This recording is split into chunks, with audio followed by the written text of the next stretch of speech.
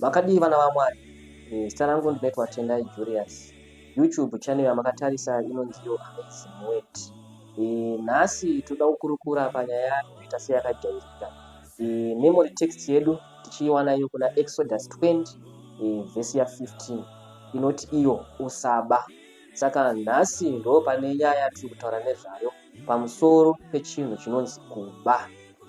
Tikatarisa munyika matiri kurarama even kana government yakatoisawo mutemo muno muZimbabwe tinoitiyo theft inowanika muCodification and Reform Act. Mutemo iwoyo vakaukopa pamutemo waMwari kuna Exodus 20 verse ya 15 inoti kusaba. Tikatarisa nyaya yekuba vazhinji tinongoziva kuti maybe kutora chinhu nomwe munhu asingazivi, kana kuti unoenda kudanga rake rembudzi unotora mombe woenda nayo, kana kuti unoti chasiya panze ungotora woenda nayo.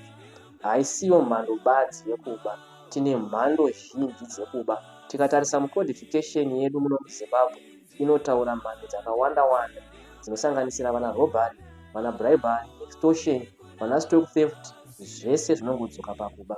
Asi iro bhaibheri rinotsanangurawo nzira dzakawanda dzatinoba nadzo. Ngatipindei munyaya yechizere pamusoro pekuba mushure memashoko mashoma anotevera.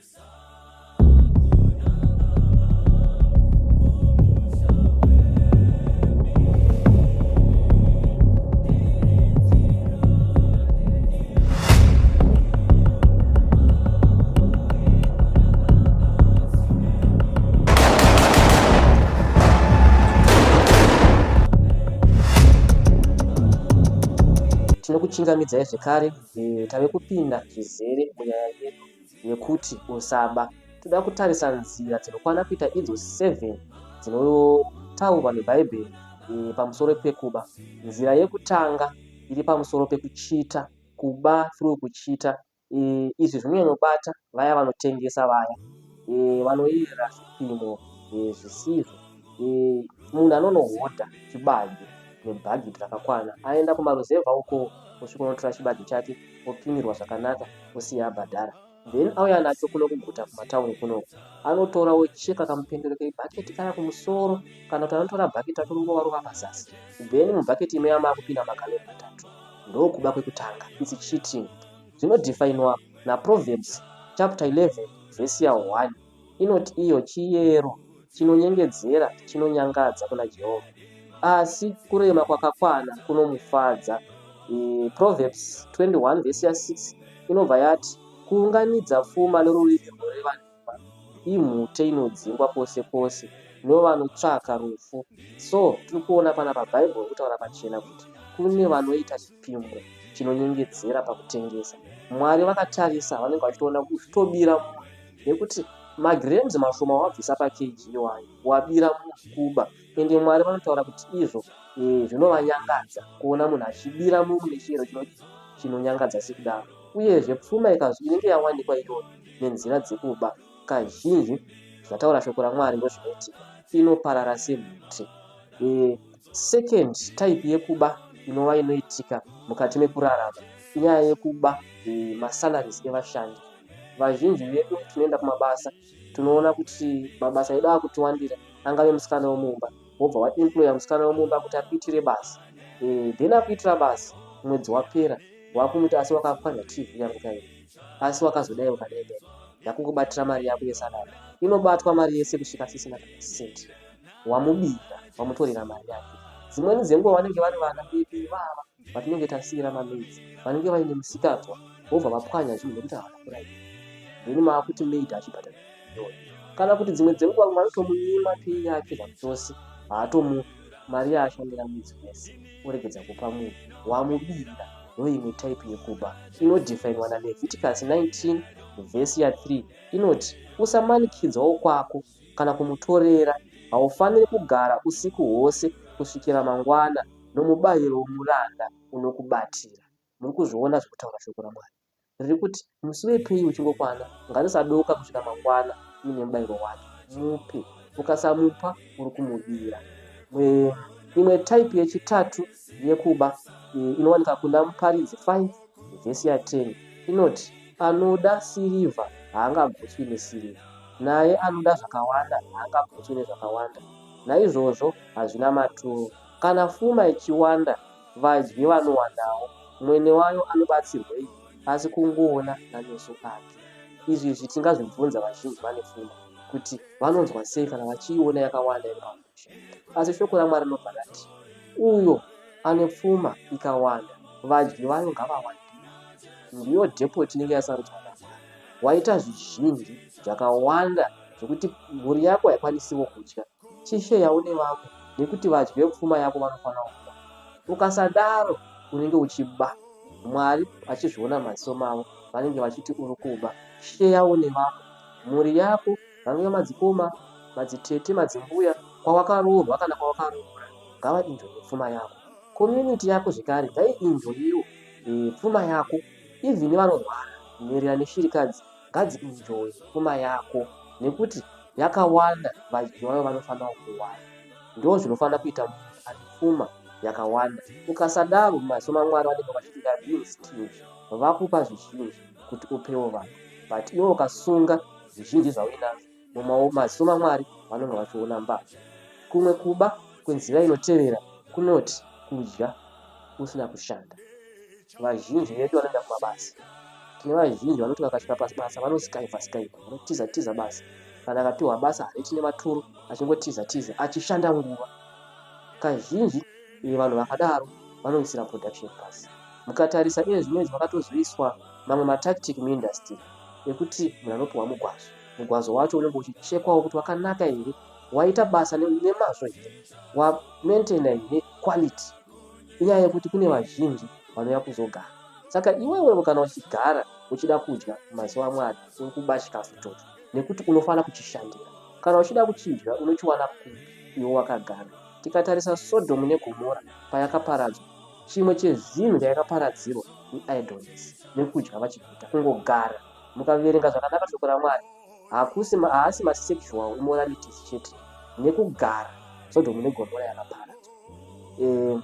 Vatesaronika vechipiri chapter 3 verse 9, nekuti nenguva yataiva kwamuri takakurayirai izvozvo, kuti munhu kana achiramba kubata basa ngaarege kudyawo. Shoko raMwari rabva ratsigira. Kana waramba kubata basa, kana usingadi kubata basa, haufaniri kudya. Kana iwe wacho usina kubata basa, zvashandwa nawo.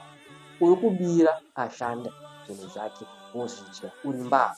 Saka kana ukaona usingadi kushanda asi uchida kudya, ziva kuti uri mbavha. Imwe zvekare nzira yekuba ibribery, wori. Apa tava kubata section yemapurisa, section yezinhara, section yeCouncil, section yeMinistry of Health, nezveutano, even yeeducation. Vese vane maoffices ane masimba mukati mesociety. Vanoabhusa maoffices avo kuti ndikuitire chakati chauri kuda, ndipe mari yakati. Mari isiri yake, mari yehurumende. Ndakubata iwewe nemotikari isina zvakakwana, ndobva ndakusiya wandipa mari. Munhu iye yaifanira kunyabhadhara fine inoenda kugovernment. Iwe wakubira government, wotora mutero iwoyo, ingave fine, vakuisa mumbavha. Ndo yatinoti bribery. Kuti iwewe ndikupe COVID-19 card usina kubayiwa, ndipe mari yakati, wotoba. Maticha oswera akagara hawakubaira license, then obva vati ndokuisa maextra license masikati, obhadharisa mari. Wori, that's bribery.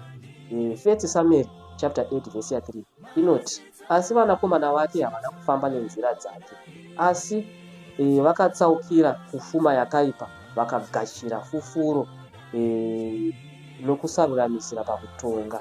Kugashira fufuro muchifona ndiyo bribery muchirungu. Vakagashira fufuro vakasaruramisira pakutonga. Izvi zvave kubata zvekare judiciary system, kuti munhu ane mhosva anopedzisira asisina mhosva nekuti matambudzo abribery.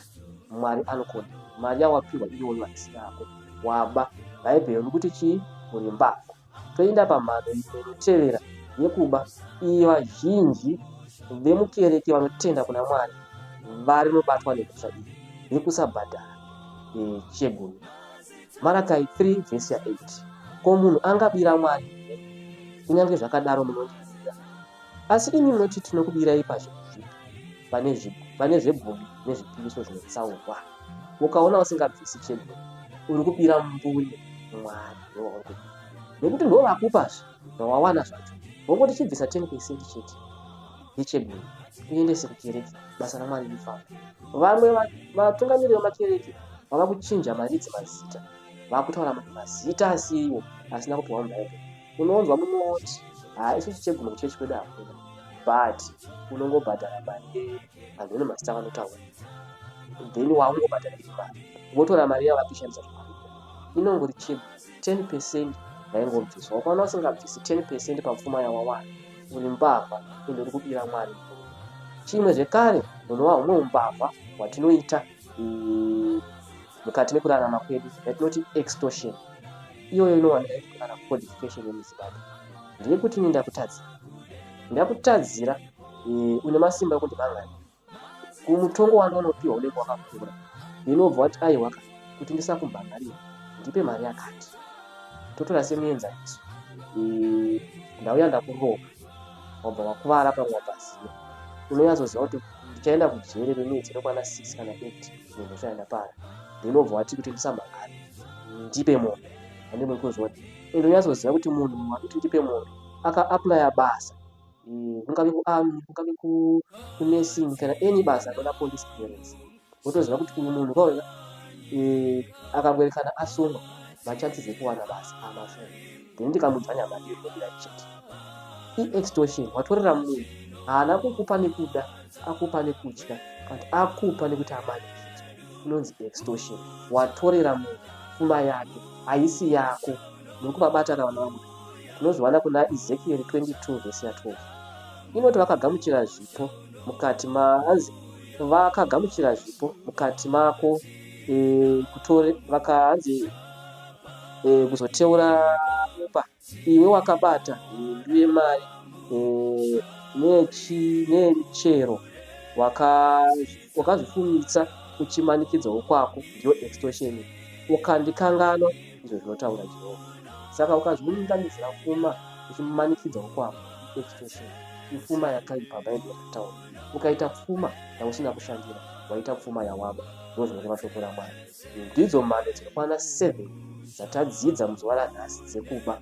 Isusu vana vaMwari ngatinamatirei tibve mukuba kwemhando dzataurwa pamusoro apa dzinokwana 7, tive tiri vanhu vasingatyori kumandimenti yakataurwa naMwari yekuti usaba, inowanika kuna Exodus 20 vesi 15.